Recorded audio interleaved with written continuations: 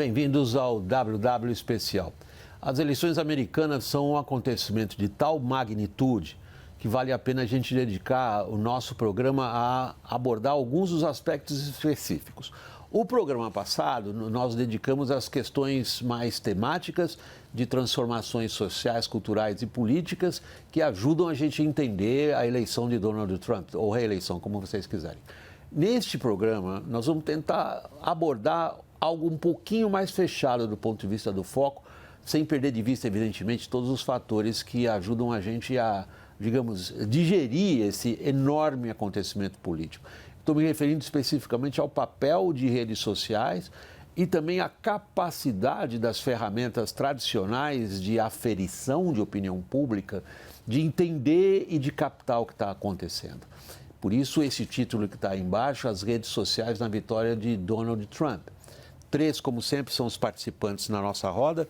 Eu começo a apresentação e, evidentemente, também os agradecimentos pela disposição deles de estar aqui conosco, por Clifford Young, presidente do Instituto de Pesquisas de Opinião Ipsos, nos Estados Unidos. Clifford é um especialista em tendências sociais e de opinião pública. Conosco aqui no estúdio, Renato Dolce.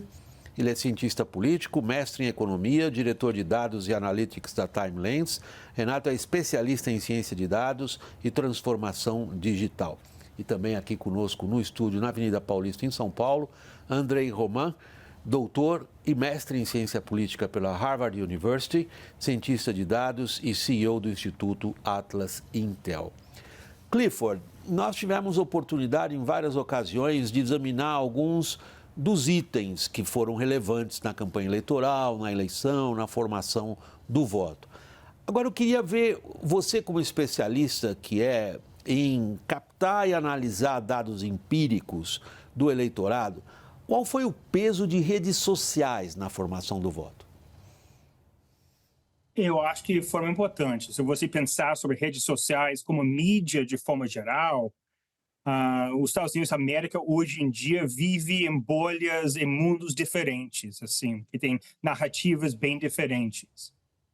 Então, você tem o lado mais democrático, mais azul, que enxerga o mundo de certo modo. A gente falava muito sobre ameaças à democracia. E você tem as redes, a mídia de forma geral, que é mais vermelho, mais republicano, que enxerga o mundo um pouco diferente. É uma questão de, sabe, um sistema, sabe, desconfiança no sistema, sabe, problemas com elites, etc. Então, essa América hoje em dia, essa é uma América dividida, essa América polarizada, e, obviamente, esses mundos tiveram um grande impacto na percepção dos americanos. Como foram, qual o peso, melhor, deixa eu reformular um pouquinho, como é que foi o peso dessas mídias sociais, vamos dizer, na manutenção ou no fortalecimento dessas visões completamente antagônicas? Perfeito. Acho que alguns pontos são relevantes e para entender o peso do papel das redes sociais nessa campanha, acho que é importante fazer uma pequena digressão para entender o peso nas eleições anteriores também. Sem dúvida nenhuma, a formação de opinião nas redes sociais vem sendo cada vez mais relevante porque o usuário passa cada vez mais tempo online, se informa cada vez mais pelas mídias sociais e elas vêm sendo espaços também de formatação de opinião muito claros e altamente polarizados. As redes sociais... Até aí nada de especial dos Estados Unidos. Exato. As redes sociais, sem dúvida nenhuma, aceitaram esse jogo. Mas acho que aí tem um elemento extremamente importante que envolve a diferença de como as redes sociais mesmo se enxergam nesses debates. Talvez em 2016, a surpresa sobre desinformação e uma série de alguns critérios que foram, talvez, muito elencados como os principais elementos de debate das redes sociais, surpreenderam as próprias plataformas, que criaram ali debates muito grandes e toneladas de estudiosos começaram a estudar desinformação, fake news e companhia limitada dentro desse ambiente. Em 2020, a gente já vê uma pequena modificação. As redes passaram a ser ativas nesse processo e começaram a falar, não, a partir de agora eu vou lutar contra desinformação, eu vou desenvolver um argumento mais conectado a isso. Começaram a banir, inclusive, contas. E esse debate é um debate que persiste até hoje, aconteceu no Brasil, inclusive com Alexandre de Moraes e o Elon Musk. Em 2024, acho que a gente já vê uma pequena diferença em relação às redes. A partir de 2023, as redes começaram a mudar seu posicionamento, as plataformas começaram a mudar e elas começaram a abrir um pouco mais esse debate. O próprio Donald Trump, que estava suspenso, por exemplo, nas suas contas nessas plataformas, voltou para essas plataformas. O Zuckerberg, em algum momento, né, dono do Meta, que a gente aqui conhece como Facebook, Instagram e WhatsApp, também falou que recebeu algumas ordens e alguns direcionamentos para excluir conteúdos e se arrependeu disso. O Elon Musk, depois que comprou o Twitter, abriu muito mais esse debate, diminuiu muito algumas práticas que o próprio Twitter já vinha realizando ali nos últimos anos. Então, práticas de supressão de conteúdo. Exato. Então, de alguma forma, acho que as próprias redes... eu fiz uma brincadeira recentemente que eu falei que talvez desinformação, debates e alguns espaços que aconteciam nessas redes já não são mais vistas pelas próprias redes como um bug ou um problema. Hoje elas são vistas quase como uma funcionalidade dessas plataformas. Elas encararam isso para si. Elas toparam abrir espaços altamente polarizados. O Joe Rogan, acho que é um exemplo talvez muito interessante nesse sentido, né? Acho que exatamente por isso, porque tem tamanhos muito expressivos dentro desses espaços. A própria Kamala e o Donald Trump passaram muito mais tempo falando com podcasters, por exemplo, do que falando com cientistas políticos e entrevistadores na televisão. Isso mostra que há um deslocamento desse eixo de opinião e formação. Os números são muito característicos também. 800 milhões de menções nas redes sociais globais sobre as eleições americanas, 300 milhões nos Estados Unidos, ou seja, mais menções fora do que dentro. É um debate global, né? Uma eleição globalizada. Elementos morais da eleição também globalizados, os mesmos debates acontecendo em diversos locais, inclusive no Brasil. Mas talvez um ponto interessante é perceber que as plataformas deixaram esse debate acontecer de um jeito muito diferente. E isso tem um impacto muito relevante no que aconteceu no resultado. Elas estão virando mídia? É uma provocação. Eu acho que elas estão virando mídia, William, e eu acho que é parte do tratamento que é dado às redes sociais pela mídia tradicional, vamos dizer, talvez tenha um pouco a ver com essa angústia, a vulnerabilidade da mídia tradicional em relação a esses novos meios de expressão. Observando esse nossa conversa até aqui, a gente começou a falar sobre redes sociais e imediatamente surgiram palavras como desinformação, controle de conteúdo, supressão de conteúdo. Então, uma toada imediatamente bastante negativa, uma suspeita sobre como o impacto das redes sociais sobre a democracia pode ser um impacto negativo, né? E me parece que os impactos são dos mais diversos. Evidentemente, existem impactos negativos, mas existem também muitos aspectos positivos que, em geral, quando a gente trata desse assunto, assim, vamos dizer, num contexto mais do establishment da mídia tradicional, a gente não aborda. Uma coisa que efetivamente mudou é que a expressão política, hoje em dia, ela virou muito mais semelhante a uma democracia realmente participativa. Você tem uma opinião política, enquanto cidadão, enquanto eleitor, você pode expressar essa sua opinião. Você gostaria de falar algo para o Trump? Você gostaria de falar algo para a Kamala? Tem aí a sua possibilidade, tem a sua conta de X, ou antigamente Twitter, tem as outras plataformas onde você pode fazer valer esse seu direito de expressão e então também entrar em diálogo com outras pessoas, construir redes de apoio, redes de influência. Então, tudo isso é muito interessante. Ainda estamos, eu acredito, nos deparando com os efeitos disso tudo. Tanto é que, como o Renato bem comentava, em cada eleição até agora, das mais recentes, né, 2016, 2020 e agora, parece que o padrão de comportamento nas redes sociais em relação à política está mudando um pouco. O debate está mudando um pouco. Então, já passamos por aquela onda inicial de preocupação com conteúdos de fake news e com o despreparo das pessoas em termos de se darem conta. Ou de interferência, por exemplo, como se alegou em 2016 na eleição americana via redes sociais. Os bots da Rússia e tudo mais. Me parece que a discussão agora já está mais madura. Está basicamente sobre como os atores políticos estão não mais se defendendo em relação a possíveis ataques nas redes sociais, mas realmente fazendo valer com todas as suas forças, todas as suas capacidades, que essa nova maneira de expressão, de diálogo, de engajamento político, que ela possa ser utilizada para uma campanha de sucesso. O Trump faz isso bem, ficou muito nítido. A esquerda global me parece que faz isso menos e cada vez está ficando mais óbvio que está numa posição de desvantagem. E quanto mais a gente observa, né, lideranças no espaço progressista mais inovadoras desse ponto de vista, me parece que a discussão, o que vai vir pela frente, ficará mais interessante. O Clifford está me pedindo a palavra. Clifford, por favor. Sim, eu concordo com os dois. Eu acho que os podcasts tiveram um peso muito grande, não sei exatamente do ponto de vista quantitativo, mas você pega o Joe Rogan, que tem o podcast mais popular nos Estados Unidos, ele era muito importante em alcançar essa América no meio, que é um pouco mais conservador, mas fica no centro, assim, que tem preocupações com liberdade de expressão, tem descrença no Estado, no estabelecimento. Então, eu acho que o Trump e os republicanos sabiam utilizar essa nova meio. Tinha um peso mesmo, sabe, na decisão, no cálculo do eleitor. Qual, de novo, a gente não sabe, mas com certeza uma inovação interessante do ponto de vista democrático. Esse ponto eu queria que você elaborasse um pouquinho, Cliff. Se a gente considera o peso das redes sociais, já é quase tradicional, digamos, entre aspas. A gente pode dizer até que já é convencional, entre aspas, assumir que essas ferramentas têm um peso grande em qualquer campanha eleitoral, em qualquer parte do mundo. E especificamente na campanha e na eleição que acabamos de presenciar nos Estados Unidos. Esse peso se deu pela estratégia política, portanto, escolha de conteúdos melhor sucedida de um lado em relação ao outro, ou esse peso se dá por razões demográficas, sociais, que explicam maior aderência ou menor aderência de determinados segmentos do eleitorado a esta ou aquela ferramenta? Mas eu acho que o André falou certo, ou seja, a gente tem uma tendência nos Estados Unidos, em termos dos meios de comunicação, de democratização, né? Dos meios assim. Joe Rogan, que tem um podcast, como eu falei, mais popular, sabe, pesava muito, ele representa essa tendência.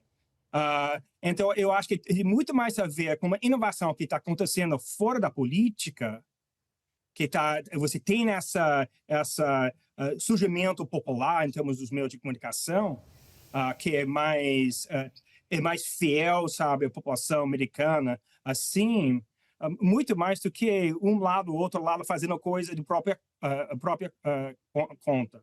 Então, de novo, eu acho que Joe Rogan, o podcast dele, representa uma inovação muito importante. Renato, quando a gente estudou essas outras eleições, a gente percebeu claramente que tipo de penetração que redes sociais têm, dependendo do tipo de eleitorado. Isso continua ou é indiferente? Acho que hoje é indiferente. As redes sociais são bem democráticas em relação ao seu acesso, que talvez seja uma característica importante. Em alguns anos isso não era. Alguns anos atrás, né, a gente ainda tinha algumas barreiras e dificuldades de conexão. E acho que principalmente países como o Brasil, você tinha essa característica, nos Estados Unidos já muito menos, mas hoje as redes são muito mais democráticas em relação ao seu acesso.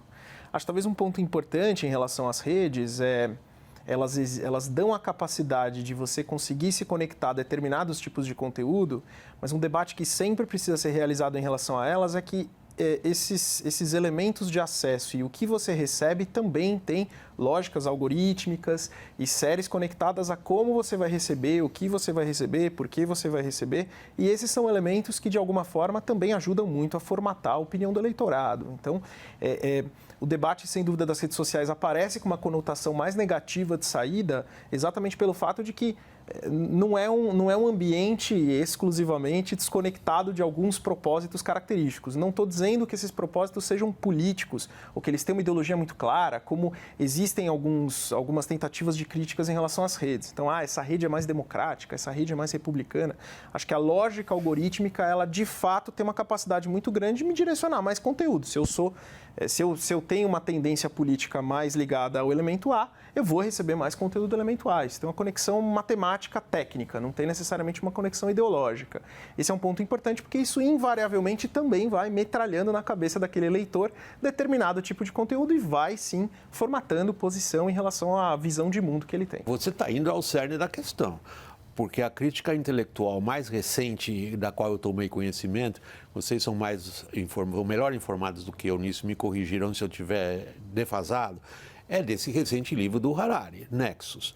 É uma crítica formal muito grande ao algoritmo. Perfeito. É verdade. Nesse livro, ele está mais preocupado com o peso da inteligência artificial. Mas é impossível dissociar a inteligência artificial da programação de algoritmos que explicam, em boa parte, o sucesso inegável das redes, mas também a crítica, que está de pé na sala, Andrei, em relação a como que o algoritmo condiciona o debate político. Eu queria que você elaborasse sobre isso, mas eu tenho que ir para o intervalo. Para não cortar seu raciocínio, a gente faz o intervalo e volta você com a palavra, Andrei. A gente volta daqui um instantinho. O pessoal é rápido. Até já.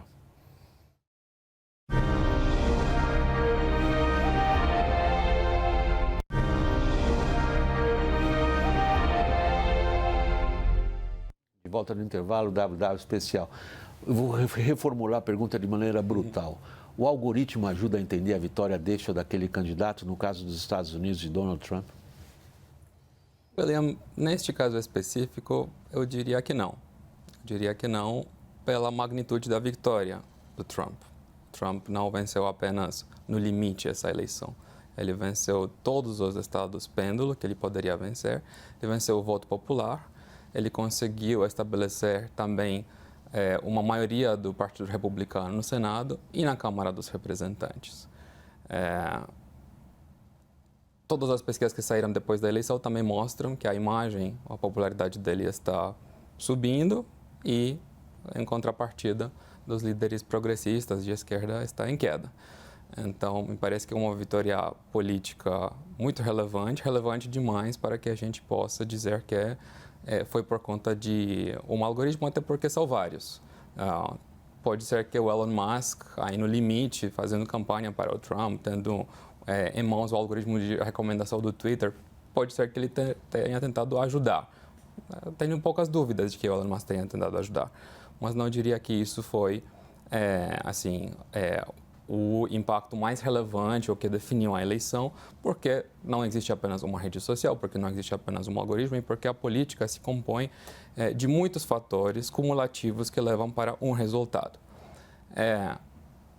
Agora, falando sobre o algoritmo, isso deveria nos preocupar? Sim, evidentemente que deveria nos preocupar. Quando uma pessoa muito rica, como o dono do X, né, tem nas mãos uma ferramenta de comunicação, né, onde todo dia milhões e milhões de pessoas interagem e usam essa plataforma para criar uma visão sobre o mundo.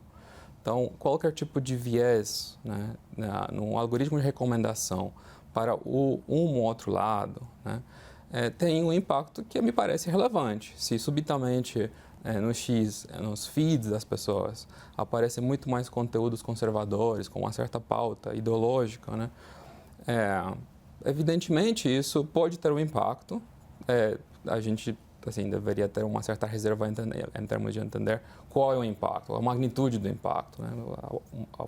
O método científico funciona com evidências, então a gente pode apenas especular que o impacto existe e a gente meio que tem uma certa moderação em termos de afirmar definitivamente qual que é a magnitude dele.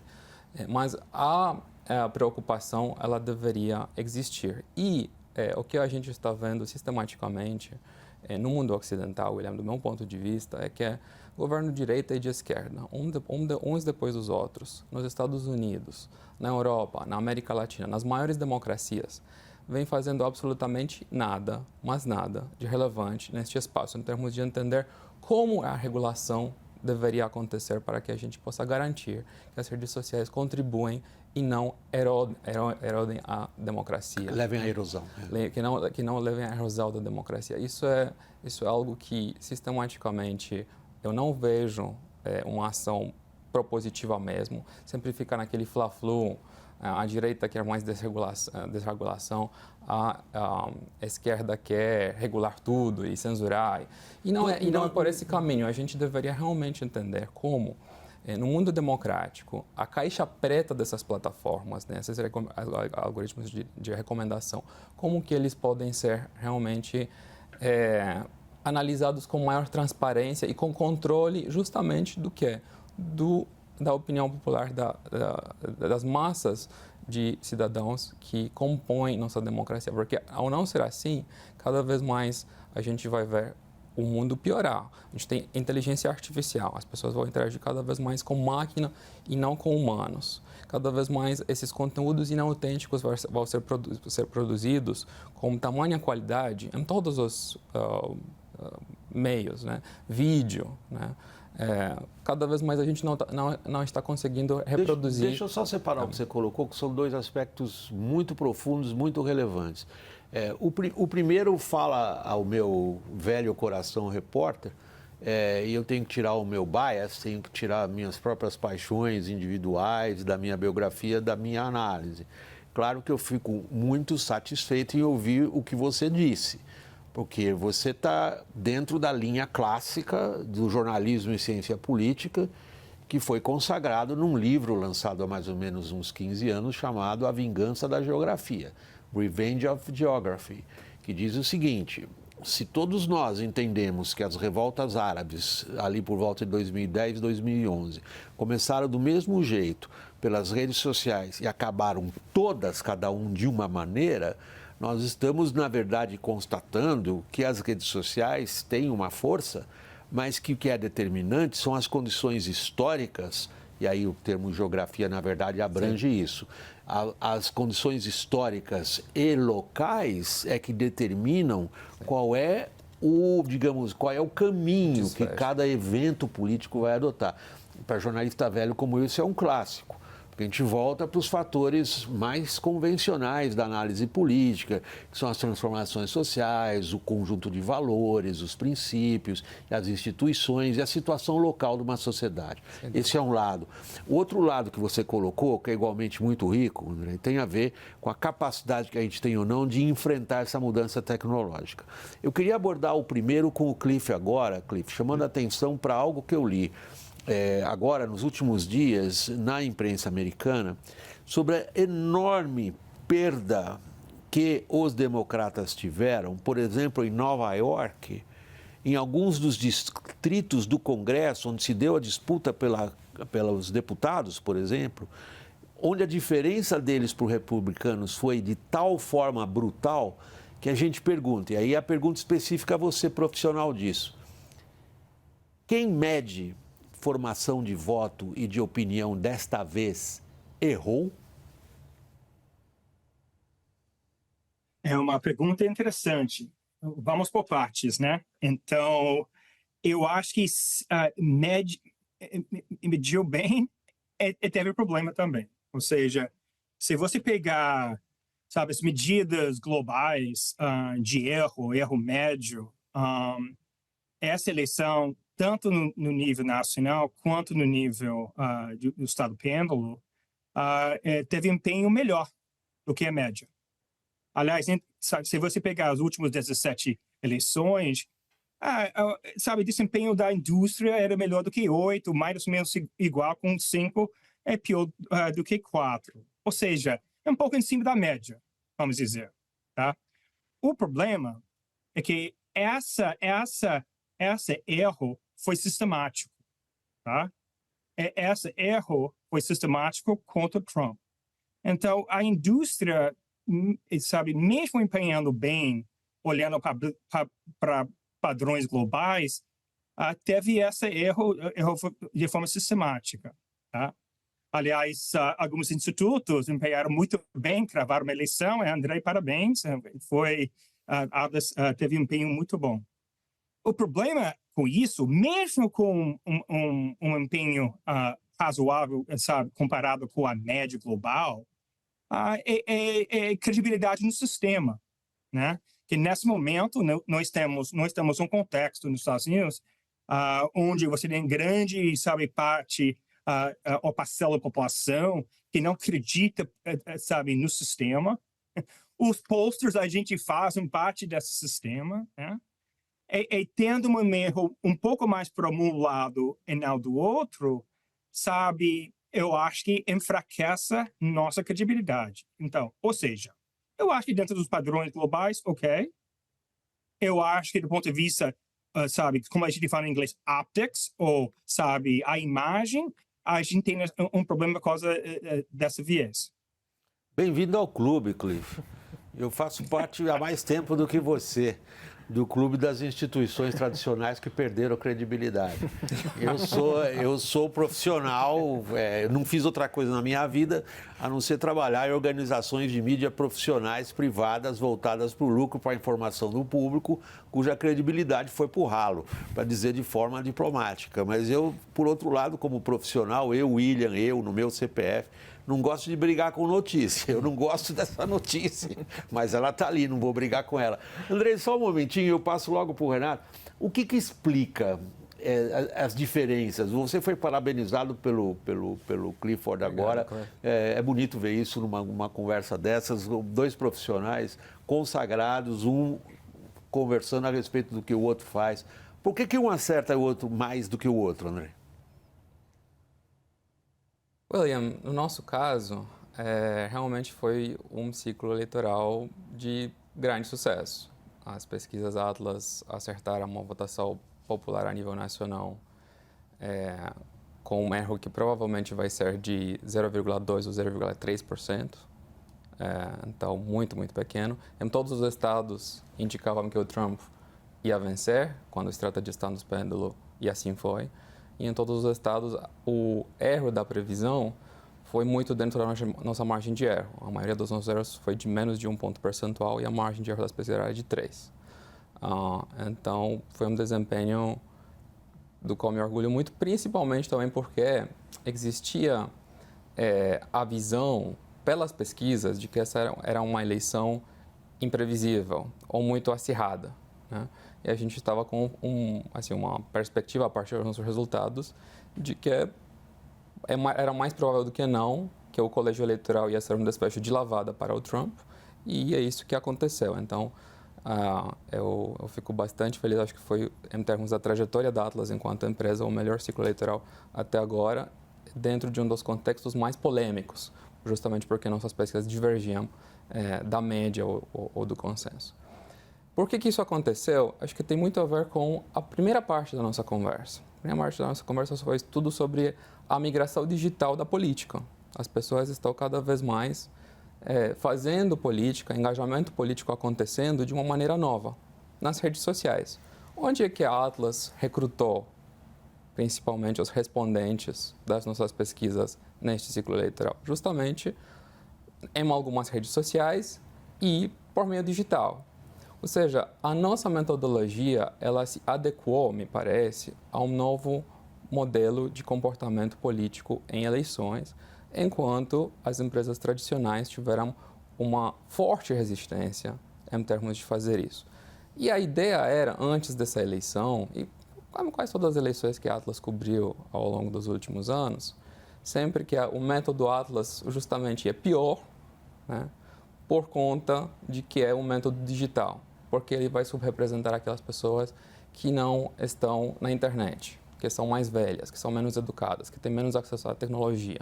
Por isso, e N outros motivos, as pesquisas Atlas têm uma metodologia inferior às pesquisas mais caras, né, com um formato de entrevista telefônica ou presencial, que eram consideradas o golden standard na nossa indústria de pesquisas. Eu acho que a gente pôde comprovar que nesse contexto de mudanças e transformações sociais, vale a pena refletir sobre a necessidade de adequação, inovação e tecnológica no mundo das pesquisas de opinião.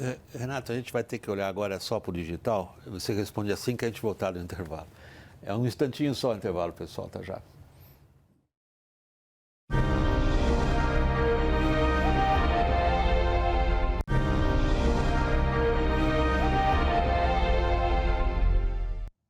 Renato, você profissionalmente é pessoa dedicada à monitoração de redes. Você acha que é isto hoje que contribui mais para se entender como é que uma paisagem política muda, com que intensidade, com que abrangência? Acho que vou corroborar com o que o Andrei falou e também sempre publicamente elogio muito ao método da Atlas, porque eu acho que é um dos melhores métodos, mais inovadores, inclusive, exatamente pela inserção dos elementos digitais.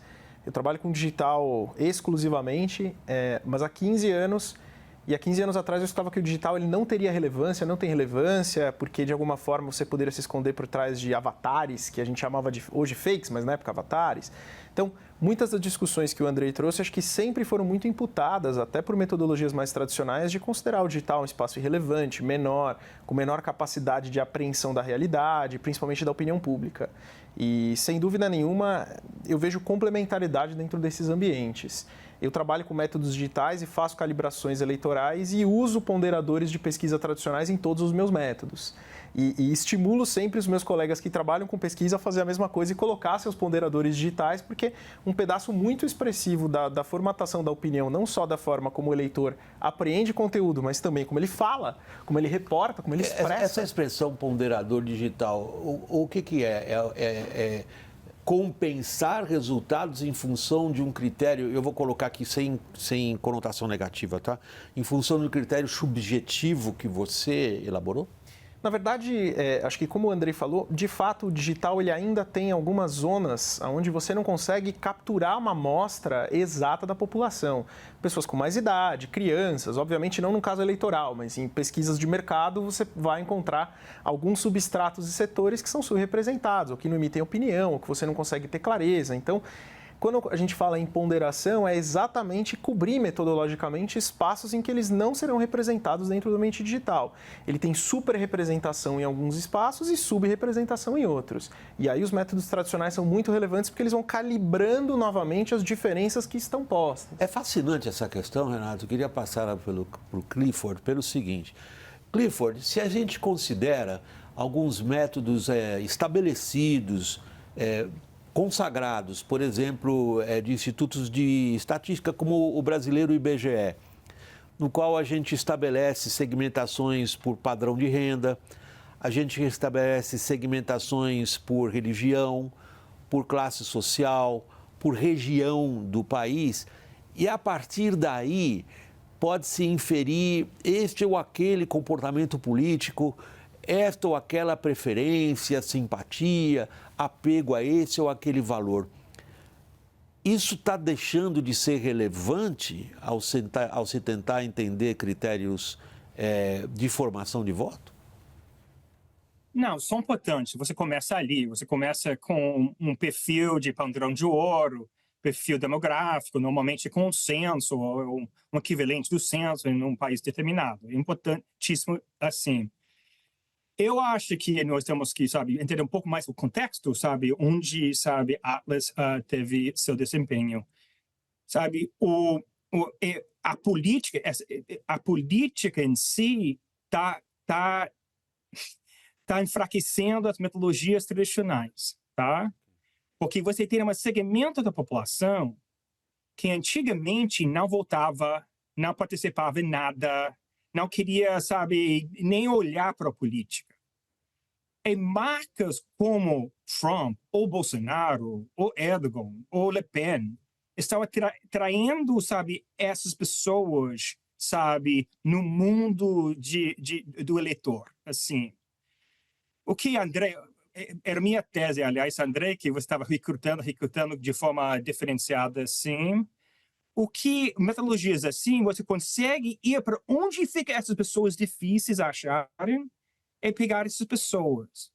Ou seja, de forma geral, tem que levar em conta a questão demográfica, obviamente. Mas também você tem que levar em conta o perfil político e social das pessoas.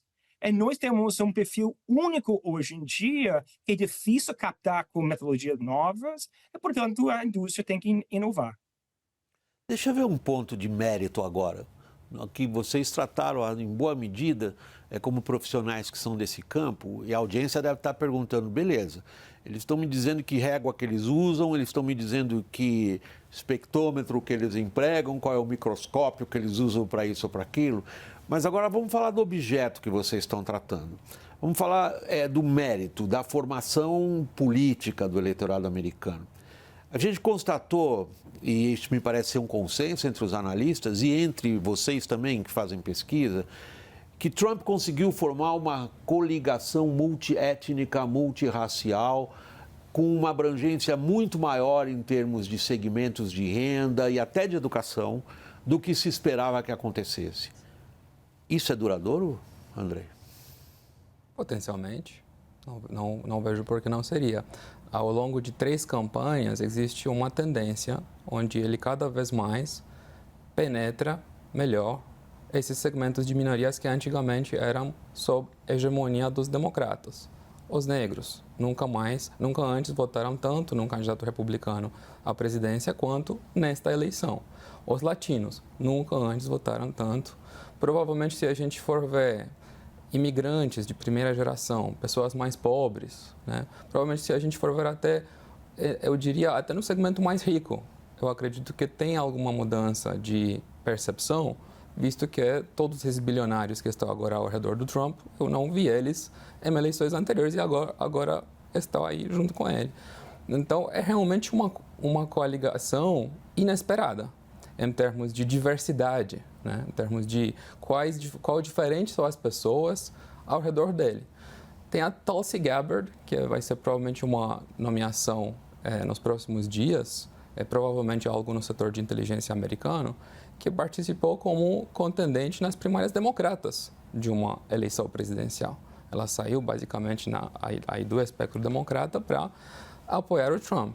Então, aí podemos falar sobre ainda outra dimensão, que é uma dimensão mais de ideário, imaginação política. Que ele conseguiu fazer isso, William, me parece que não é apenas o mérito dele. Me parece que é também um demérito, ou uma grande falha, ou uma vulnerabilidade dos democratas. Porque se você tem os latinos, os negros, um candidato das primárias democratas, todos conseguindo, né, se aliar ou se aproximar do Trump, é porque provavelmente algo não funcionou bem na estratégia, no discurso, na retórica dos democratas ao longo desses anos todos. E talvez também durante essa campanha. E a minha tese, a especulação sobre isso, é que os democratas tiveram demasiada preguiça. Não é suficiente você simplesmente repetir ad nauseam que os negros votam como os negros, que se você é um homem negro, você deveria votar na Kamala Harris, porque ela é uma candidata negra à presidência, que foi basicamente o discurso do Barack Obama. E o Black Guy é basicamente isso, um aspecto totalmente identitário sobre a identidade daquela pessoa, levar para uma equação matemática onde você não tem outra solução a não ser de apoiar o seu a partir daquela única dimensão.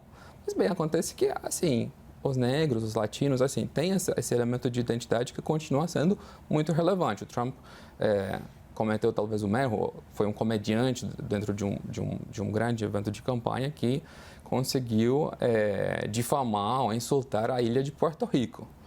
Teve um custo político relevante, o Trump não pediu desculpas como eu esperava que ia fazer, e isso impactou as eleições, inclusive no território de Puerto Rico. Então, ainda é importante essa questão identitária, mas não pode ser a única coisa. Você não pode esperar que, depois de décadas e décadas, enquanto isso de alguma maneira funcionou, né, que isso vai se manter pela frente se você não chega com algo novo em termos do qual que é a sua proposta política que você vai oferecer para aquelas pessoas. E os democratas tinham isso na bagagem deles, né? Essas associações não surgiram por acaso. Os negros, por que os negros eram tão fiéis ao Partido Democrata? Porque o Partido Democrata, durante toda a época de civil rights, né, de direitos para a emancipação, a luta pelos direitos civis, particularmente a luta pelos direitos civis, exatamente. O Partido Democrata, nas últimas décadas, sempre foi à frente dessa luta, né? Em relação a questões como, por exemplo, seguros ou expansão de seguro médico para tentar algo mais próximo a uma universalização. O Obama tentou e, de alguma forma, adotou aquela reforma. Não foi a melhor reforma do mundo, o sistema americano ainda tem muitos problemas, mas ele entregou algo acima de uma promessa clara. Se a gente olha essa última eleição, me parece que a Câmara não tinha efetivamente no campo de promessas de campanha, né? O que você podia esperar, né, de uma presidência da Kamala Harris depois de um mandato do Biden que foi muito desaprovado, né? Sim, por dos mais N baixos motivos, né? Então, o que você poderia esperar de diferente, não de uma continuidade de um mandato ruim? E essa mensagem não chegou, e principalmente não chegou nesses grupos. Vamos pegar esse ponto. Tinha uma vantagem antes. Nesse momento eu encerraria o programa. Esgotou o nosso tempo de televisão. Mas agora nós estamos expandindo o WW, temos um enorme orgulho e satisfação de fazer isso para o streaming. Um bocado de gente reclamando que não consegue, termina o tempo de televisão, eles não conseguir no streaming. Então, a cada edição, essa é a terceira que nós estamos fazendo isso, a gente vai aperfeiçoando para não perder, digamos, o carinho da nossa audiência. Então, deixa eu explicar para vocês. O programa na TV fica por aqui. Agora, a nossa conversa continua no streaming. E como é que você faz para continuar? E eu espero que vocês continuem, prestigiem a gente. Aponte o seu celular para esse QR Code que está na tela. Você vai ser direcionado à página do WW no site da CNN Brasil, perdoem. Deixa eu repetir. Você aponta o celular aí, você vai para a página do WW dentro do site da CNN. Aí que vem o truque, aí que deu um bocado de reclamação, a gente está corrigindo isso, muito ajudado por vocês que comentam. Lá, vocês encontram a seção WW Especial, vamos lá, cnnbrasil.com.br, tem a seção WW Especial. Aí o vídeo mais recente dessa lista está com o mesmo título da tarja que vocês estão vendo aí. Deu para entender, pessoal? Vocês clicam no vídeo, só que ele já começou antes. Anda mais ou menos uns 40 minutos nele e você pega no ponto que a gente está encerrando aqui. Pessoal, deixa o comentário lá se isso aí é complicado demais, se mais confundiu do que ajudou, mas é o jeito que a gente está encontrando. Então, repetindo, vocês vão para o site, lá vocês vão encontrar o vídeo com esse título, corre esse vídeo mais ou menos uns 40 minutos que eles vão pegar nesse ponto. A gente vai para o intervalo para dar tempo todo mundo fazer isso, respirar. Na volta a gente continua. Até já.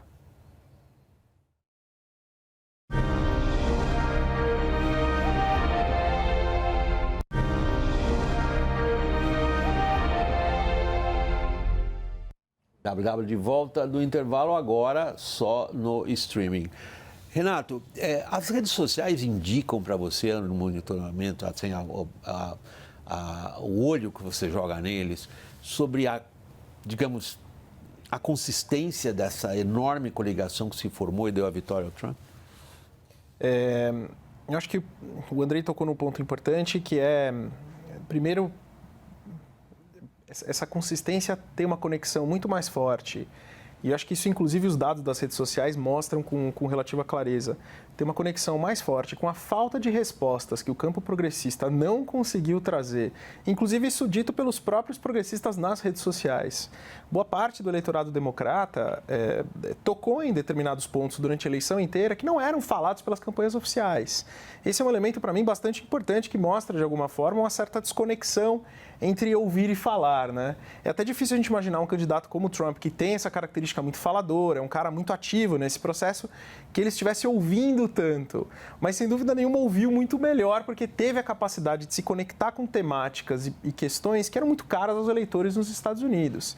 Esses elementos foram muito falados, então há muitas análises que podem ser feitas sobre diálogos, debates, o que é mais falado e o que é menos falado, e esses tópicos que apareciam como tópicos relevantes para o eleitorado americano, e aí, óbvio, você pode estratificar isso por classe, você pode estratificar por gênero, por rendas, pode estratificar por uma série de variáveis e fatores.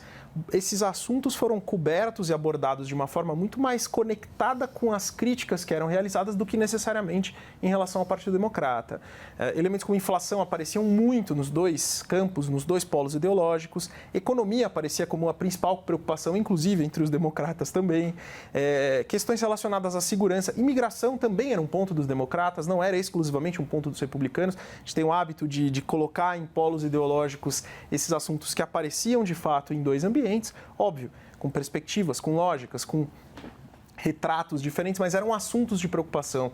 E o Polo Democrata teve muita dificuldade de se aproximar desses assuntos, e aí vou dar uma opinião, não necessariamente o que o dado mostrava, mas acho que o que aparece como elemento central é muito mais uma narrativa e uma retórica conectada ao que o Andrei comentou de vote comigo porque negros votam em negros, do que necessariamente uma resposta aos assuntos que estavam sendo colocados. Então, puxar o voto menos por uma perspectiva relacionada a falar sobre os problemas e muito mais conectada a sempre estivemos conectados por alguns elementos que não são aparentemente mais a resposta que o eleitorado está buscando. De novo, eu vejo vocês... Bom, claro, a minha maneira de ver as coisas, eu não consigo pular na minha sombra, não consigo pular da minha própria formação profissional.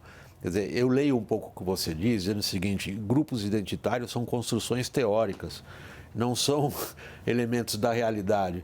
E quando eu tento moldar a realidade, a minha construção teórica, eu tomo uma derrota eleitoral como essa. Aí eu passo a questão para você, Cliff. É uma boa parte na lavação, na lavagem de roupa suja que está acontecendo agora no Democratas, por exemplo, é dizer, não fosse essa ala esquerda identitária, não fosse como que os liberals nos Estados Unidos passaram a se importar muito mais com a identidade de um grupo por eles assim definido, negro, preferências sexuais, seja o que for, e muito menos com os elementos clássicos da vida comum, do cidadão comum, não teríamos sido vítimas de uma derrota tão acachapante. Qual é a sua visão, Cliff? Eu acho que tem um efeito disso, ou seja, eu acho que os democratas tiveram um grande problema em aproximar, sabe, a população americana, sabe? Então, houve problemas econômicos, assim, você tinha o estabelecimento, o governo falando que a economia estava indo bem, fazendo o grupo focal mostrava que o americano, o povo, estava sofrendo. Ou seja, houve um desconecto ali muito, muito grande. A primeira coisa que eu falaria para os democratas seria: vai lá para a América escutar as pessoas, tá? Escutar os americanos. Mas eu acho que tomaria cuidado também pensar que o que nós estamos vendo hoje é uma tendência de longa data, de longo prazo, assim. O Trump ganhou porque o custo de vida estava alto, o americano estava frustrado por causa disso. Era uma eleição de mudança, clara, assim. É um pêndulo. Às vezes dá certo, às vezes não dá certo para o governo. E quando o contexto não está bem para você, você soa como, sabe, você soa muito ruim. Você soa como você é incompetente, assim. Quando o contexto fica a favor de você, tudo fica mais fácil, porque você tem credibilidade falando. Então, eu acho que tomaria cuidado. Eu acho que nós temos que esperar um pouco para ver a que ponto há uma tendência de fato de longo prazo ou meramente um pêndulo que ficava a favor dos republicanos e Trump nesse momento. Nesse ponto da nossa conversa, se vocês estiverem de acordo, eu vou deixar esse ponto de interrogação que o Cliff colocou no ar. Na verdade, nós estamos querendo antecipar, no momento em que o Trump começar, ele já começou, a cumprir as promessas, ele disse que vai cumprir as promessas que fez, que impacto isso terá na economia, portanto, no bolso das pessoas, o que se espera é mais inflação. Que impacto isso terá na geração de empregos nos Estados Unidos em função das guerras protecionistas. Se vocês estiverem de acordo, eu deixo esse ponto de interrogação no ar. Isso é algo que a gente vai ver daqui para frente e volto a um outro aspecto que você mencionou, Andrei, que eu não esqueci. É como que os principais sistemas políticos estão lidando com a questão das redes sociais e a sua regulação. Tivemos o caso emblemático no Brasil recente, que foi o embate entre Elon Musk e Alexandre de Moraes. Nós estamos vendo como que, por exemplo, certas medidas legislativas antigas na Alemanha, onde, por exemplo, a propagação de símbolos nacional-socialistas é proibido pela Constituição. Como que isso que inspira a legislação e inspira plataformas políticas em vários pontos. O STF no Brasil vai pegar a questão da regulação das big techs e das redes sociais imediatamente, até o final do ano. Nós estamos caminhando bem? Um dos aspectos dessa polarização política é que no embate como o embate que aconteceu entre o Alexandre de Moraes e o Elon Musk, no Brasil, pelo menos, quase todo mundo tomou partido. Então, tem aqueles que acham que o Elon Musk é um herói da liberdade de expressão, batalhando contra o dragão de 7 cabeças do STF. No caso de 11 cabeças. E tem aqueles que acreditam que o Alexandre de Moraes colocou aquele gringo safado no lugar dele e que com a democracia no Brasil não se mexe, com a democracia e com as nossas instituições. E eu diria que é um ator talvez mais frio, mais objetivo, vou tentar me colocar nessa situação de tentar analisar isso com um pouco mais frieza, poderia haver tanto no que o Alexandre de Moraes fez, quanto também em muito do que o Elon Musk está fazendo, certos claros méritos. E vou para cada um, que acho que é interessante. No caso do Alexandre de Moraes, você tem um juiz de uma Suprema Corte, de um país que é uma grande democracia global, mas não diria que é respeitado necessariamente pelos grandes poderes como tal. Não sempre o Brasil tem esse respeito. É claro que acontece com o nosso vizinho Venezuela. O presidente desrespeita o nosso presidente, o povo brasileiro o tempo inteiro, sem qualquer tipo de custo. Então, pensando nas lideranças globais, não diria que o Brasil é tão respeitado assim. O Alexandre de Moraes chega e consegue impor respeito. Se você quer estar no Brasil com a sua plataforma, você vai ter que obedecer, sim, às nossas regulações. Você vai ter que pagar as multas, você vai ter que cumprir a decisão judicial, senão a gente vai deixar a sua plataforma fora de ar de maneira indefinida. É um custo que você está disposto a pagar. Quem ganhou essa guerra, no final das contas, foi o Alexandre de Moraes. Tem muitas coisas eu diria, controverso no processo como qual ele chegou para esse desfecho, que o X cumprisse as regulações, as leis e tudo mais. Acho que tem muitas coisas meio bizarras por aí, tipo bloqueio de contas da Starlink, tipo centenas e centenas de contas de pessoas que foram escolhidas de maneira bastante arbitrárias para terem sua expressão política simplesmente banida da plataforma. Enfim, tem uma série de nuances onde é claro que nesse processo também foram cometidos erros e bastante graves. Mas o desfecho disso tudo é que X hoje em dia cumpre com a regulação brasileira e que então o poder do Estado, portanto, de uma democracia regular sobre a plataforma, sobre aquela empresa de Big Tech, está sendo cumprido. Isso é bastante forte. Não muitos fazem isso. Eu estava falando sobre as falhas dos reguladores, dos governantes, das legislaturas nas grandes democracias, na União Europeia e nos Estados Unidos. Ninguém teve, talvez, a coragem de fazer o que o Alexandre de Moraes fez com o Elon Musk até agora. Ponto para o Alexandre de Moraes. Vamos falar também sobre o Elon Musk, que para alguns é um herói da salvação e para outros no Brasil é o Lúcifer do capitalismo americano. O Elon Musk está agora engajado numa discussão muito interessante desse novo papel dele como uma espécie de cérebro ali da nova administração sobre a inteligência artificial. Existe uma fundação, OpenAI, que hoje em dia é a organização mais forte nesse campo, no mundo, e que está passando por um processo de se transformar de uma iniciativa sem fins lucrativos para uma empresa que busca o lucro. E isso é muito problemático quando você tem domínio sobre as ferramentas de inteligência artificial. E o microchip do qual ela depende. Então, quem está criticando isso mais que qualquer outro líder de opinião nos Estados Unidos? Justamente o Elon Musk. Então, me parece que nisso, pelo menos, assim, tudo que eu vi do Elon até agora, me parece bastante positivo. A discussão sobre a regulação da inteligência artificial deveria acontecer. Muitos dos legisladores americanos têm muito medo de entrar nisso, porque estão lidando com interesses muito poderosos. Então, você precisa de realmente alguém que é muito rico, muito influente, meio louco, para tocar nesse assunto e fazer valer o seu próprio poder pessoal, né, de influência, para que isso seja encaminhado. Renato. Acho que, de fato, o debate de regulação é um debate que talvez volte ao ponto que eu comecei até a minha fala. Há uma curva de aprendizado das próprias redes sociais em relação ao papel que elas têm nesses processos de determinação eleitoral e principalmente de opinião pública. Eu sempre bato na tecla, e a gente esquece desse outro lado quando a gente debate a opinião pública, que esses algoritmos são extremamente eficientes na hora da gente comprar um tênis, da hora dele não ficar me mostrando alguma coisa que eu não tenho interesse do ponto de vista de compra. Então, eles são eficientes do ponto de vista de consumo. Eles são problemáticos, sim, na hora da gente discutir um debate público, na hora da gente entender níveis e calibres de informação.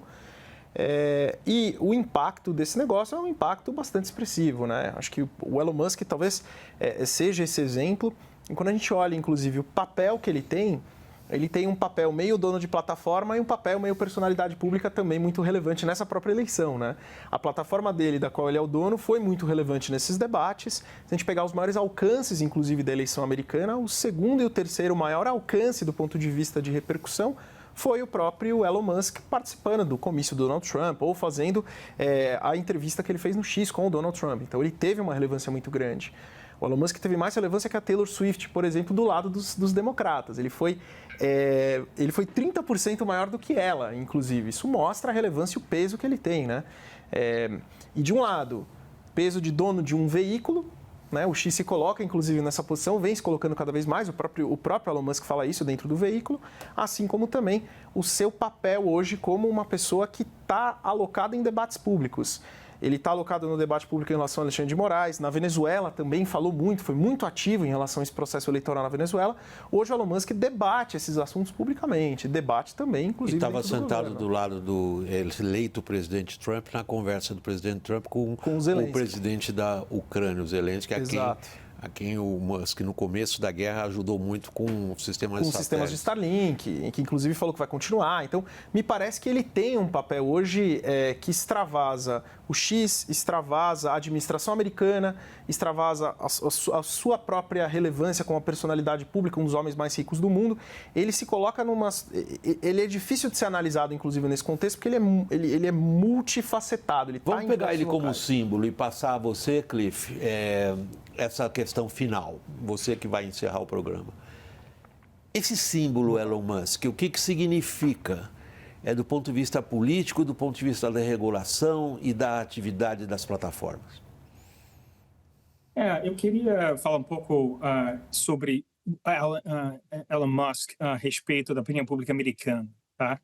Então, o AI, sabe, a opinião pública não enxerga, a AI fica muito distante, a tecnologia normalmente tem uma imagem positiva, mas existe algum tipo de receio com a opinião pública, sabe, a respeito disso, é uma questão existencial, mas é bem difuso assim.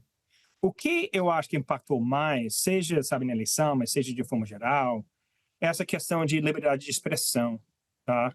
Há uma sensação nos Estados Unidos que o povo, o país, está perdendo essa questão, tá?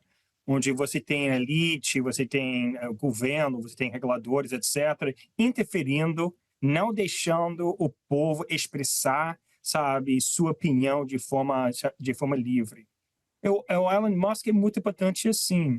De fato, a gente falava no início do programa sobre o broadcasters, ou seja, o Joe Rogan, o podcast dele e os outros. Essa é uma vertente muito importante, sabe, nos Estados Unidos nesse momento, ou seja, habilidade com Trump e Musk e contra o estabelecimento para salvar a questão de liberdade de expressão.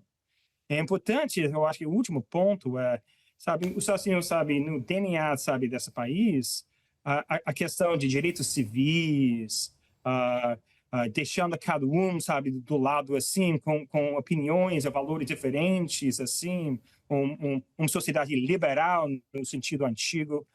Você tem uma grande parcela da população sentindo que essa está, sabe, saindo, está fugindo do controle deles. Então, Elon Musk representa um movimento contra o estabelecimento a respeito dessa questão. Clifford Young, começando por você, meu caloroso agradecimento pela disposição de estar aqui conosco. A gente esteve juntos em vários momentos na campanha. Eu vejo como você está cansado, Cliff. Vai tirar férias agora? Vai tirar férias agora? Sim, vou tirar. Vem para o Brasil. No Brasil. Quem sabe no Brasil. Aqui nunca falta o que. Muito obrigado, Cliff, aí para você nos Estados Unidos. Renato Dolce, igualmente, muito obrigado. A ideia do programa foi tua, inclusive. pela participação aqui, pela disposição de dividir com a gente os dados que você pesquisa. Andrei, também muito obrigado. Você é nosso parceiro em vários programas da CNN.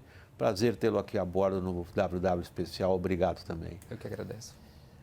Meu agradecimento especial é a você que nos acompanha, pessoal. Até a próxima.